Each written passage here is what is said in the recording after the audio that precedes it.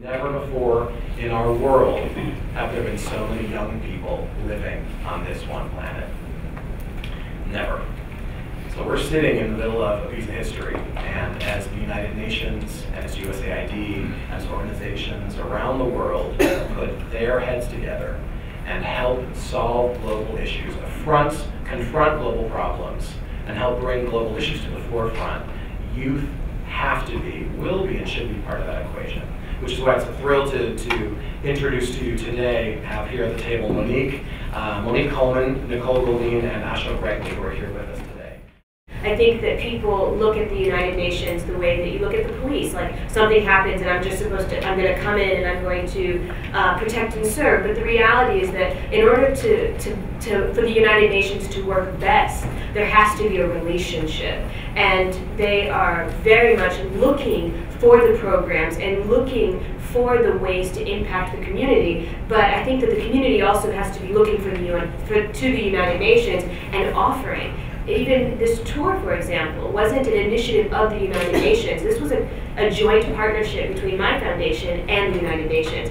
I decided to travel the world. I picked the places we wanted to go, and we sent an email to all the different UN Information Centers, which really were an incredible resource that I didn't even know existed. I didn't know what they did, who they were, and that these are the people that everyone should know because they have all the information about your particular area or country, and they can connect you so easily to everything you need from on-the-ground local organizations to the media at the highest level. And so I have nothing but positive things to say about the United Nations, and I think it's unfortunate that it gets boxed into, a couple of blocks in New York City because ultimately it's an incredible organization that's doing so much.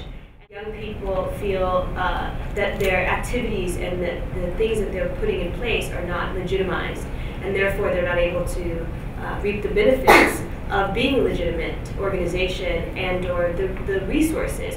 And these resources are not limited to financial resources. These resources are also interconnected with education. Having access to someone who's been where you're going is invaluable. It is often more valuable than having some free lunches provided. To get 5 minutes with someone who's an Olympian, or 5 minutes with someone who is a banker or a developer or something is sometimes the moment that can literally change a young person's life. And I think feeling that they are doing so much and getting nowhere is one of the major contributors to a lack of hope.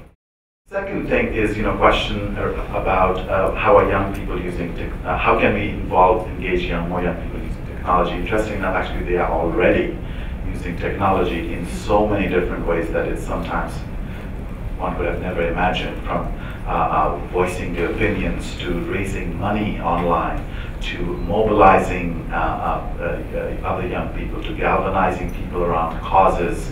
And so there are multiple ways, and you all know I'm singing to the choir here. They all are doing it at various different levels, and even in contexts and countries and environments where we would think that there's a less access to technology, somehow they're figuring out how to do it. And particularly mobile telephony would be something that we need to look out for in longer term.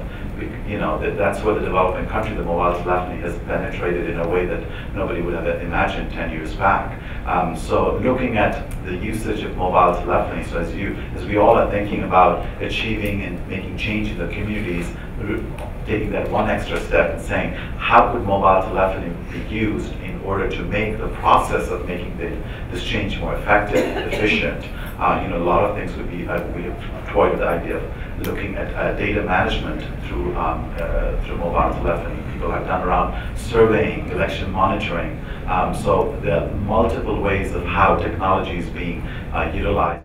As the global community is taking more interest in youth with UN International Year of the Youth, and as the global youth community is growing, in countries where we work, the youth population is upwards of 30% or more. So whether we were working on a specific youth program or not, our missions, our staff, our implementing partners are increasingly realizing that the work that we do and the way that our work impacts and leverages outcomes for youth increasingly affects the way we're able to reach our overall development objectives. And so with that, and with the birth, if you will, of the Policy Planning and Learning Bureau, where I sit, and the bringing back of policy making capacity to the agency as an outgrowth of the administrator's USAID Forward agenda, the president's global development policy, we're really taking on new and important priority issues for the agency in agency-wide policies and strategies.